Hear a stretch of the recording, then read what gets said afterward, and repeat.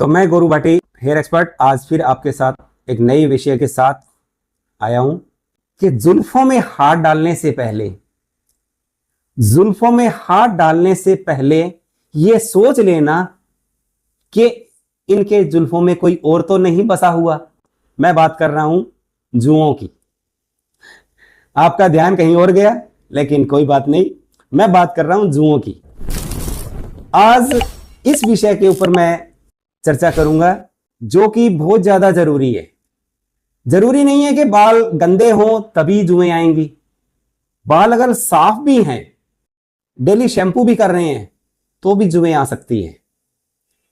अच्छे संपन्न परिवारों में, अच्छे जो अमीर परिवार हैं, उनके अंदर भी जुओं की समस्या आ सकती है। कॉलेज हॉस्टल के लड़कियों में ये भी जुएं आ सकती है। छोटे बच्चों में तो आती ही हैं, बड़ी लड़कियों के बालों में भी बहुत ज्यादा जुओं की समस्या हो सकती है।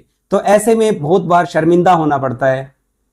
तो जुओं के ऊपर मैं आज कुछ आपको ऐसी बातें, रोचक बातें बता रहा हूं कि ये जुओं का संसार है।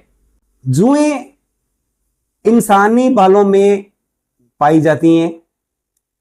जुओं का जो लाइफ टाइम है, एक जू का लाइफ टाइम लगभग 30 दिन होता है और एक जू अपने लाइफ टाइम के अंदर 150 से 200 अंडे तक दे सकती है, क्योंकि ये रोजाना 6 से 10 अंडे दे देती है। जू एक ऐसी चीज है जिसके पंख नहीं है। ये ना तो ये उड़ सकती और ना ही ये उछल सकती, ये रेंग के ही चलती है। और जू जो है अपने वजन से 1000 गुना वजन की चीज को पकड़ सकती है। इसीलिए जू को निकालना बड़ा मुश्किल होता है। इसको पकड़ के खींच के लाना पड़ता है। और एक मेल और 100 फीमेल एक सिर में हो सकती है। अगर ये मान लो 2 मेल और तो कितने फीमेल हो जाएंगी। इसलिए इनकी जो प्रजनन क्षमता है वो बहुत ज्यादा होती है और बहुत जल्दी फैलती है। इसका जो काम है बहुत फास्ट है। और इसीलिए अगर इनकी ना केयर की जाए तो ये स्किन के अंदर तक भी जा सकती है, क्योंकि इनकी जो खुराक है, इनकी जो डाइट है, वो सिर्फ और सिर्फ इंसानों का खून है।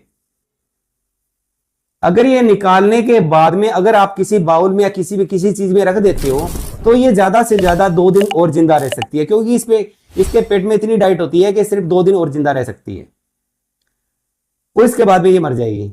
अगर सिर में है तो जितना मर्जी इसको खून पिलाने को मिले, ये पिएगी और जिंदा रहेगी। पेट में इतनी डाइट होती है कि सिर्फ 2 दिन और जिंदा रह सकती है।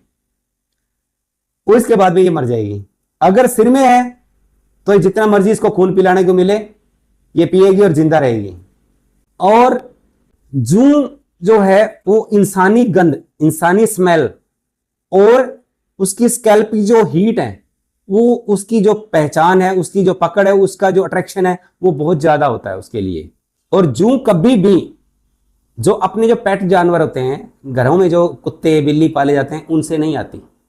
जू आएगी इंसानों से ही। आपस में सिर से सिर मिला के बैठते हैं, जैसे स्कूल के अंदर बच्चे बैठते हैं, या आपको पता ही है हम बने तुम बने एक दूसरे के लिए। ये जुल्फे से जुल्फें टकराएंगी तो जुएं आसानी से आ सकती हैं। इसलिए अपना जो तकिया, कंघी, ब्रश, कैप, स्कार्फ, ये कभी भी शेयर नहीं करना चाहिए। और इनको बिल्कुल गर्म पानी से इनको वॉश करना चाहिए। अब बात करते हैं इस समस्या से छुटकारा कैसा पाया जाए, क्योंकि समस्या तो मैंने आपको बता दी। अब इस समस्या से छुटकारा कैसे मिले, यह भी तो जरूरी है ना। तो आपको हमेशा ज्यादा बिना सोचे समझे किसी केमिकल को यूज नहीं करना। मेडिकेटेड जो शैम्पू है, मेडिकेटेड शैम्पू आपको मेडिकल स्टोर पर मिलेगा।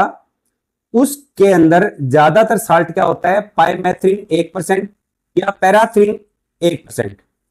नाम चाहे कोई भी हो, किसी कंपनी के ब्रांड का नाम या किसी भी कंपनी के नाम से, अलग अलग नाम से आपको शैम्पू मिलेगा, लेकिन साल्ट लगभग यही होता है।